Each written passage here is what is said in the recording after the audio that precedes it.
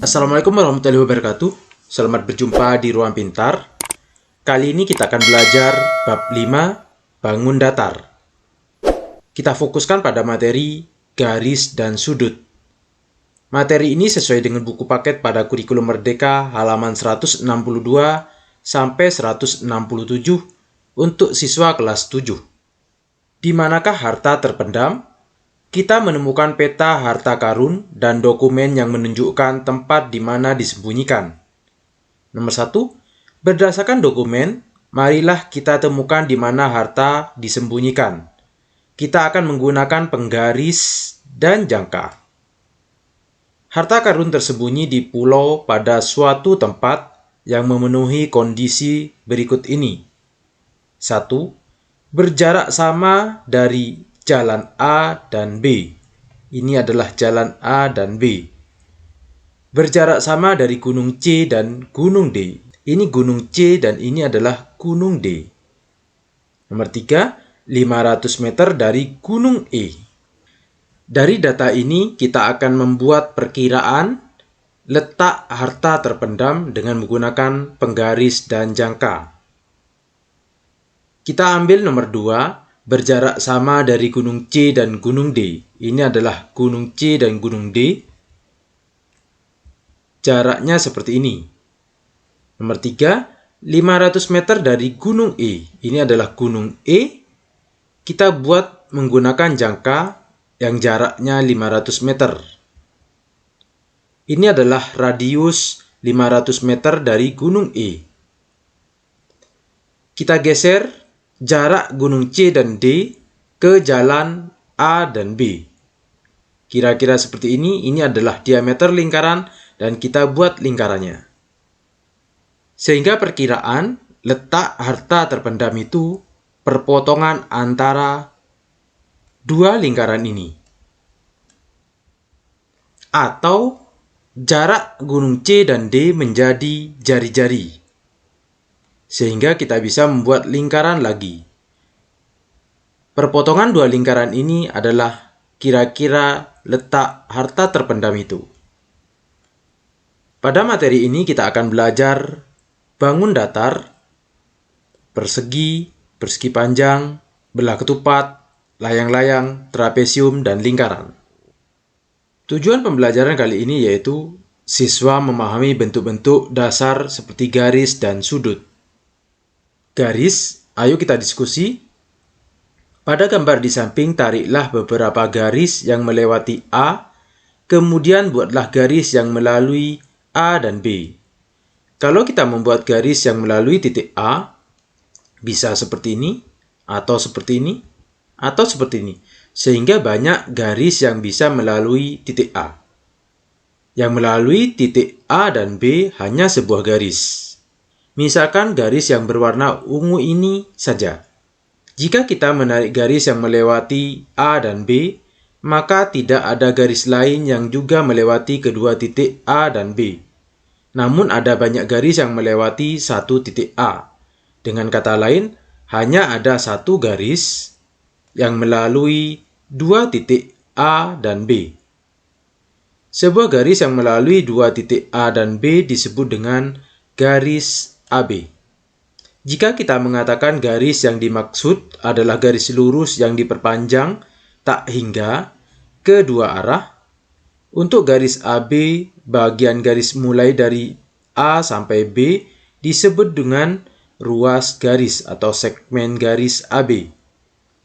Garis lurus yang diperpanjang ke arah B mulai titik A disebut dengan sinar garis AB. Jadi ini adalah sebuah garis yang melalui titik A dan B, maka disebut dengan garis AB. Jika hanya melalui titik A sampai titik B, ini ada batasnya, maka disebut dengan segmen garis AB.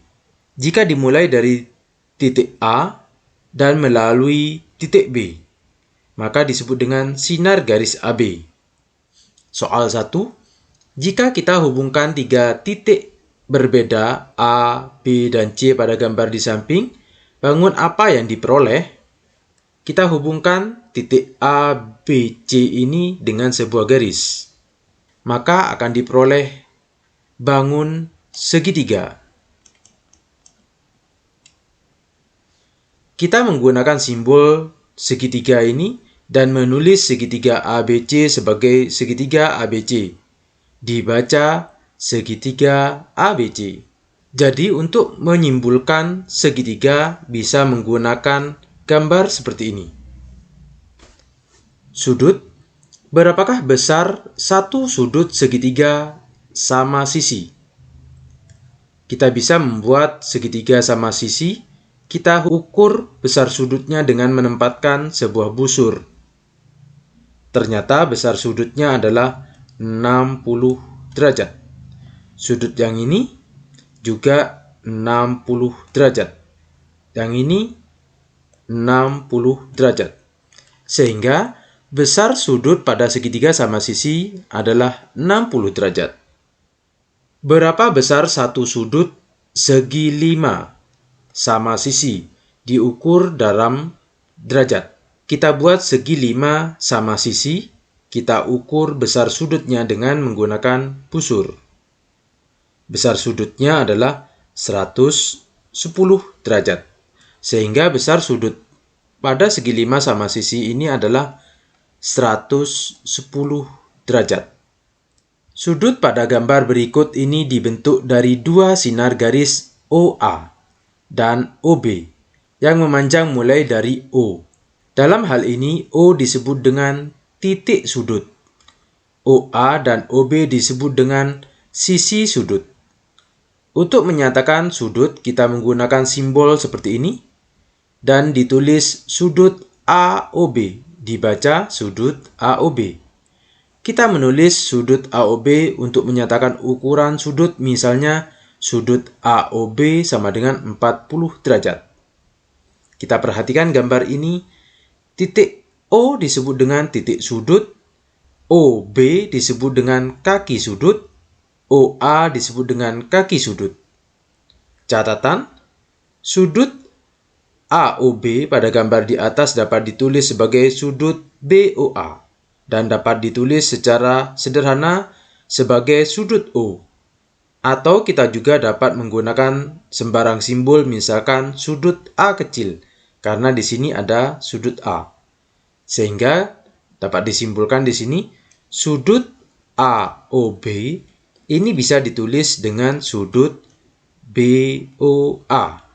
AOB disebut dengan sudut BOA atau bisa ditulis dengan sudut O saja atau dengan sudut A kecil. Ralat pada buku paket di sini seharusnya bukan sisi sudut tapi kaki sudut. Soal 2. Bagian yang diwarnai pada bangun di samping ini adalah sudut X dan sudut Y. Ini adalah sudut X dan ini adalah sudut Y.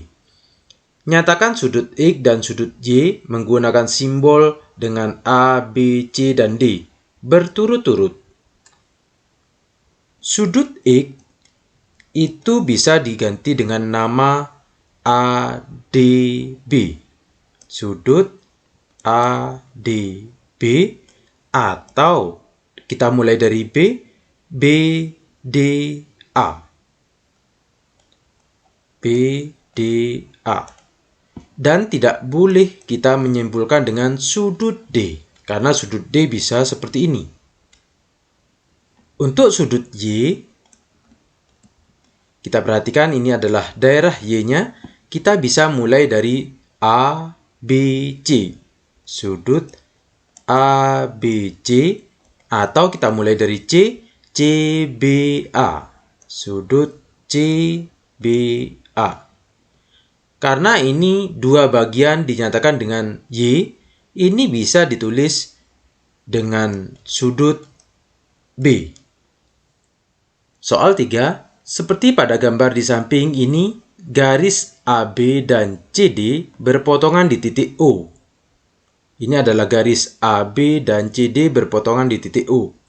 Jika sudut AOC, ini AOC, ini adalah 50 derajat, tentukan ukuran sudut berikut. Nomor 1, COB. COB, yang ini yang ditanya. Kita perhatikan garis AB adalah garis lurus. Karena garis lurus, maka sudut AOC yang ini, jika ditambah dengan sudut COB itu sama dengan 180. Alasannya adalah garis lurus. Maka sudut AOC adalah 50. Ditambah sudut COB sama dengan 180. Sehingga sudut COB sama dengan 180 dikurangi 50. Sudut COB sama dengan 130 derajat. Nomor 2, sudut DOB. DOB yang ini. Sudut DOB sama dengan sudut COA atau disebut dengan sudut AOC. Sama dengan yang ini. Kenapa? Alasannya adalah bertolak belakang. Sehingga sudut DOB sama dengan 50 derajat. Tempat kedudukan relatif dua garis. Ayo kita diskusi. Jika M diputar 360 dengan pusat O, seperti ditunjukkan gambar di samping, dapatkah kita simpulkan bahwa garis L dan M selalu berpotongan? Misalkan ini adalah garis L, ini adalah garis M diputar. Misalkan garis M ini kita putar seperti ini. Ini adalah garis M. Apakah selalu berpotongan? Ternyata tidak. Sehingga ada kondisi ini garis L dan garis M bentuknya sejajar. Sehingga di sini jawabannya adalah tidak, yaitu saat kondisi garis L dan M sejajar. Catatan di sini, kita menamakan garis dengan huruf kecil seperti L atau M. Dua garis pada bidang datar kedudukannya berpotongan atau tidak berpotongan. Jika sudut pada titik potong dua garis L dan M merupakan sudut siku-siku, maka kita katakan bahwa dua garis tersebut tegak lurus. Misalkan gambar ini, garis L dan M membentuk sudut siku-siku, maka garis L dan M tegak lurus. Kita menggunakan simbol seperti ini, dan ditulis L dan M, dibaca L tegak lurus M. Jika dua garis tegak lurus, maka dikatakan garis yang satu tegak lurus pada garis yang lain. Jika dua garis pada bidang tidak berpotongan, kita katakan bahwa garis L sejajar garis M. Kita menggunakan simbol L seperti ini, dan M dibaca garis L sejajar dengan M. Ini adalah gambar garis L dan M sejajar. Soal 4, pada gambar di sisi kiri, tariklah garis yang melalui titik P yang tegak lurus pada garis L. Tariklah garis yang melalui Q dan sejajar garis L. Sekarang kita akan membuat melalui titik P tegak lurus pada garis L. Ini adalah titik P dan ini adalah garis L. Kita bisa membuat garis yang tegak lurus, artinya sudutnya 90 derajat. Sekarang tariklah garis yang melalui titik Q dan sejajar garis L. Kita buat garis yang sejajar dengan garis L melalui titik Q ini. Ini adalah garis yang sejajar dengan garis L. Karena sejajar garis L, maka tegak lurus dengan garis yang berwarna biru ini. Jarak pada gambar di samping kanan ini di antara garis-garis yang ditarik dari A ke B, segmen garis AB adalah yang terpendek. Di sini, panjang segmen garis AB adalah jarak dari A ke B. Kita dapat tuliskan jarak sebagai AB sama dengan 4 cm. Untuk menunjukkan bahwa panjang segmen garis AB adalah 4 cm. Misalkan ini adalah titik A dan ini adalah titik B. Ada dua garis seperti ini, garis lengkung dan garis lengkung yang lain. Jarak A dan B terpendek adalah garis yang berwarna merah ini. Misalkan disimbolkan dengan 4 cm. Ayo kita diskusi. Pada gambar di samping kanan, manakah di antara titik A, B, H, dan C pada garis L yang panjangnya terpendek dari titik P? Selidiki dengan menggunakan jangka. Setelah kita menggunakan jangka, maka jarak terpendek adalah jarak yang dibuat oleh garis tegak lurus. Sehingga garis PH adalah jarak yang terpendek. Seperti ditunjukkan pada diskusi, ketika digambar garis yang tegak lurus pada L melalui P yang berbeda dengan L dan dinamai titik potongnya adalah H, maka panjang segmen garis PH merupakan jarak antara titik P ke garis L. Soal 5.